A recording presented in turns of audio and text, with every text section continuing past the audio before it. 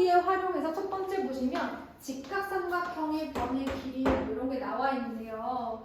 우리가 지난 시간에 처음 배웠던 삼각비는 직각삼각형에서 성립하는 세 변의 길이 사이의 비를 우리가 정의했던 거였어요. 세 종류를 정의를 했는데 오늘은 그걸 이용해서 직각삼각형의 변의 길이를 구하는 공식들을 몇 가지 알아볼 건데 다 외우라고 하지는 않아요. 저는 항상 제가 이제 주로 많이 쓰는 것만 외우라고 하고요. 나머지는 나오면 정의를 이용해서 풀으라고 해요. 예를 들어 어떤 길이가 뭐 몇 개 나와 있는데 여러분 예를 들어서 얘가 안 나와 있어. 그런데 이 각 A에 대한 코사인 값이 나와 있어. 뭐 이렇게 생겼대. 근데 AC의 길이가 2래. 그러면 AB의 길이가 얼마인지 나올 거 아니야. 그치? 그런 문제를 얘기하는, 그런 걸 얘기하는 거예요.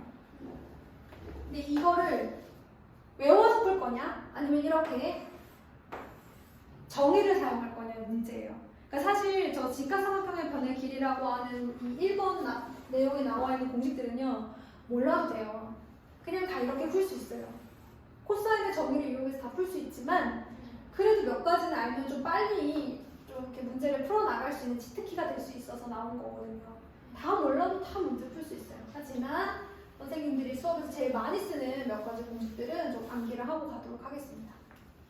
자, 그러면 만약에요. 주어진 상황이 달라요. 꼭 기억하셔야 돼요. 첫 번째는요. 각 A가 빗변이 주어져 있습니다. 빗변이 C라고, B라고 해야 됐구나. B가 마주보고 있으니까 B라고 주어져 있습니다. 이럴 때 A의 길이와 C의 길이를 구하는 공식이에요. 이 주어진 상황을 외워야 돼. 빗변과 각 A가 주어져 있을 때 높이와 윗변을 구하는 과정입니다. 자, 얘는 각 A가 마주보고 있으니까 A라고 할게요. 우리는 얘랑 얘만 한다 그랬어. 그러면 생각해봐. 사인 A는 B분의 A죠. 그런데 얘는 알고 얘는 몰라. 얘를 물어보는 거야. 양변의 B를 곱하겠지. 그러면 A는 뭐가 돼? B 사인 A가 되죠. 그래서 빗변과 각을 할 때 높이는 빗변 곱하기 사인 값. 이런 공식이 있다는 거야. 그럼 선생님 저거 언제 써요? 이렇게 물어보면 A가 30도야. 여기가 5야. 그럴 때 높이는 빗변 곱하기 사인 값. 굳이 누구 분에 누구 쓰지 않아도 된다라는 약간의 장점? 근데 많이 나와요. 빗변 곱하기 사인 값이다. 이 높이는 빗변 곱하기 사인 값이다. 이게 이제 수학 1 고등학교 과정에서도 나와요. 증명할 때. 자, 그럼 이번에는 선생님이 이제 여기 C의 길이도 구할 수 있다. 얘가 마주보고 있는 면을 C라고 하면 얘의 길이도 구할 수 있다고 그랬거든요. 그러면 얘를 알고 얘를 아는데 얘를 구하고 싶으면 어떤 삼각비를 사용해야겠어요? 코사인. 그렇죠. 코사인 A는 B분의 C인데요. 얘는 알고 얘는 몰라요. 그럼 C를 알고 싶으면 양변의 B를 곱하겠죠. 그래서 C는 B 곱하기 코사인 A. 즉 밑변은 빗변 곱하기 코사인 값. 얘를 구할 때 빗변과 각이 나와 있으면 그에 대한 밑변은 빗변 곱하기 코사인 값이다. 이런 분수식 같은 거 안 쓰고 바로 가자 이런 거예요. 자, 두 번째는요. 똑같이 거기 책에 나와 있는 거랑 많이 다를 거예요. 잘 기억해 주셔야 돼요. 두 번째는요. 각 A와 윗변을 알고 있어요. 그럴 때 나머지 변의 길이를 구하는 공식인데 그 중에서도 저는요. A, 즉 높이만 구할 거예요. 다른 거 안 볼 거예요. 이걸 제외한 나머지 공식들은 전 그냥 차라리 그냥 이렇게 정의를 써서 풀 거예요. 그래서 이것만 기억하시면 됩니다. 자, 밑변 C를 알고 있다고 했죠? 이 두 가지를 알고 있다고 했어요. 자, 그럴 때 높이는요. 생각해봐. 자, C분의 선분 BC가 탄젠트 A잖아요. 그러면 양변에 C를 곱하면 BC가 나오는 거잖아요. 그쵸? 네. 그래서 여기는 밑변과 각을 할 때 높이는 C 탄젠트 A. 요것만 써요. 그래서 예를 들어서 여기가 30도야. 여기가 또 5야. 그럼 이 높이는 어떻게 되는 거야? 밑변 곱하기 탄젠트 30. 밑변과 각을 할 때 높이는 밑변 곱하기 탄젠트 각도. 그래서 굳이 이걸 쓰지 않아도 된다는 정도의 어떤 장점? 탄젠트 A는 모분의 모다를 안 써도 된다는 장점. 요거밖에 없어요. 요것만 좀 기억해 주시면 되겠습니다. 그 밑에 보시면 일반 삼각형의 변의 길이란, 저는 이거는 외우지 않아요. 이건 전 보지도 않아요. 개념에 써 있어도. 근데 이건 무슨 얘기냐면 직각삼각형이 아니야. 근데 우리한테 변의 길이를 구하라 그래. 근데 만약에 우리 눈에 특수각이 보여. 30도, 45도, 60도 이런 게 있어.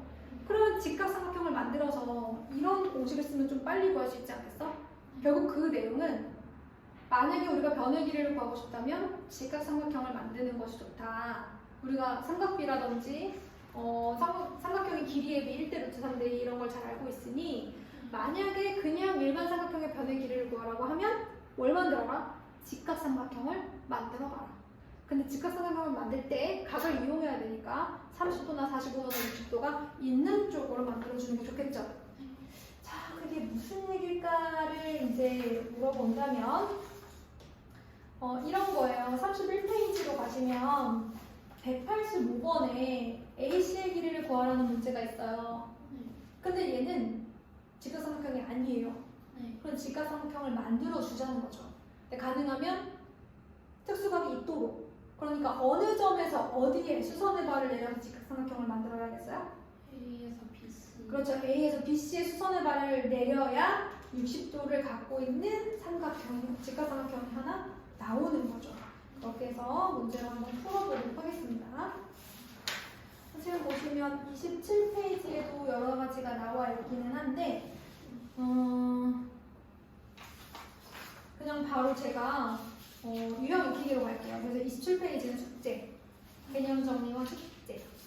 26페이지에 나와 있는 공식들 중에서는 요 공식, 요 공식, 그리고 요 공식 어디 갔어?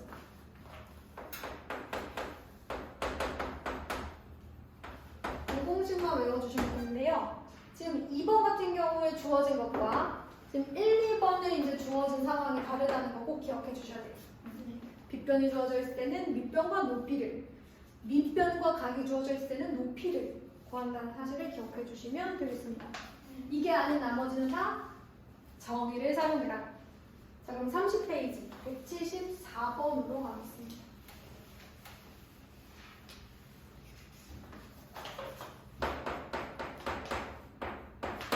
저녁 먹었어? 네. 다행이다. 아까 위에서 공부하고 있었는데, 그치? 네. 뭐 공부했어? 그거 과학하는. 그랬어? 잘했다. 집에 가서 밥 먹을 거예요? 집에 갔다 와서 다행이다. 자, 그러면 A, B의 길이를 나타내는 것을 모두 고르래요.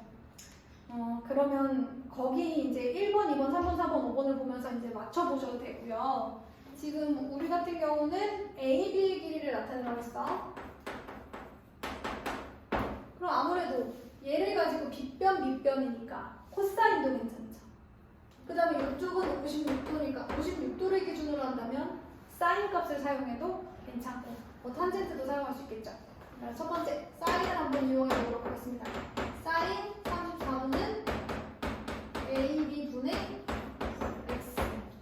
그죠? 자, 그러면 여기서 X는 AB죠? AB는 사인 34도분의 X.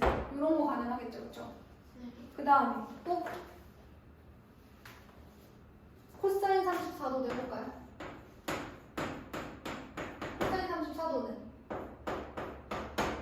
잘못 뒀네? 이게 코사인 34도나 그죠? 이게 코사인 34네. 뭔가 이상하다 했어. 자, 그러면 코사인 34. 큰일 날 뻔했네. 자, 그 다음에 두 번째 뭐도 가능해요? 사인 56. 그렇죠. 사인 56도.